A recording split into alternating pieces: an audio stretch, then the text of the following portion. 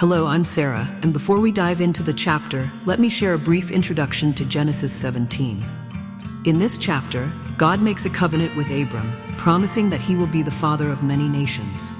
God changes Abram's name to Abraham, meaning father of a multitude, and Sarai's name to Sarah, meaning princess. This covenant includes the practice of circumcision, which becomes a sign of the agreement between God and Abraham's descendants. Despite their old age, God promises Abraham and Sarah that they will have a son, Isaac, through whom the covenant will continue. This chapter emphasizes God's faithfulness to his promises and the establishment of his covenant with Abraham's lineage. Now, let's hear this incredible story unfold.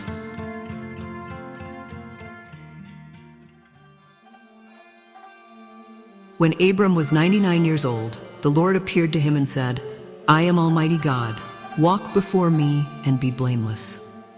I will make my covenant between me and you, and will greatly increase your numbers."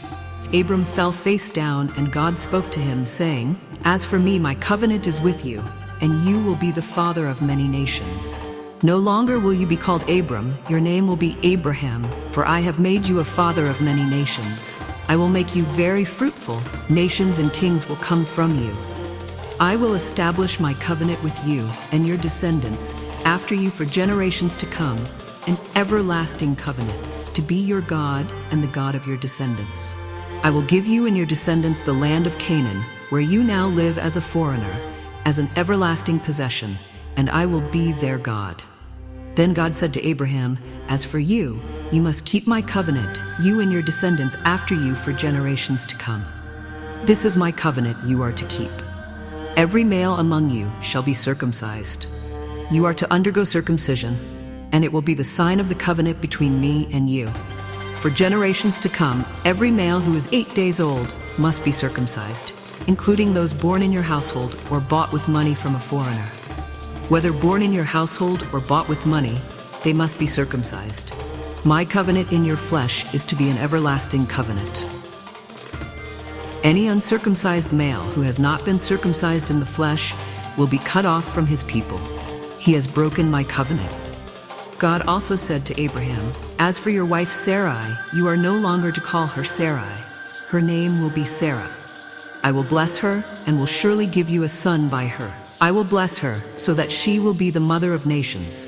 Kings of peoples will come from her." Abraham fell face down and laughed and said to himself, "Will a son be born to a man 100 years old? Will Sarah bear a child at the age of 90? And Abraham said to God, "If only Ishmael might live under your blessing." Then God said, "Yes, but your wife Sarah will bear you a son, and you will call him Isaac. I will establish my covenant with him, an everlasting covenant for his descendants after him. And as for Ishmael, I have heard you. I will surely bless him. I will make him fruitful and greatly increase his numbers. He will be the father of 12 rulers, and I will make him into a great nation. But my covenant I will establish with Isaac, whom Sarah will bear to you by this time next year." When he had finished speaking with Abraham, God went up from him. On that same day, Abraham took his son Ishmael and all those born in his household or bought with his money, every male in his household, and circumcised them as God had told him. Abraham was 99 years old when he was circumcised, and his son Ishmael was 13 years old when he was circumcised.